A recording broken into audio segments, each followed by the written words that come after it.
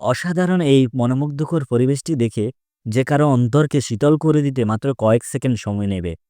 দেখে মনে হচ্ছে কোনো পর্যটন কেন্দ্র? আসলে না। এটি কোনো কক্সবাজার, নীলাদ্রি লেক, টাঙ্গুয়ার হাওর কোনো পর্যটন কেন্দ্রে নয়। এটি আমার বাড়ির পাশেই, নোয়াখালীতে অবস্থিত আমার বাড়ির পাশেই একদম। এই তো কিছুদিন আগের কথা, গ্রীষ্মকালে এই জমিগুলো ধানে একদম পরিপূর্ণ ছিল। ধান খেতে যখন বাতাস আসতো, তখন আলাদা এক সৌন্দর্য প্রকাশ পেত। আর বর্ষাকাল আসার সাথে সাথেই পানিতে পরিপূর্ণ হয়ে গেছে জমিগুলো।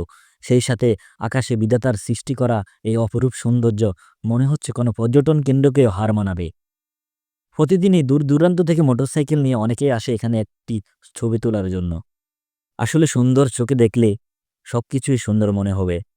আমরা যদি আশপাশের জায়গাগুলোকে, আশপাশের মানুষগুলোকে সুন্দর চোখে দেখি, তাহলে আমাদের কাছে আশপাশের পরিবেশটাও সুন্দর মনে হবে।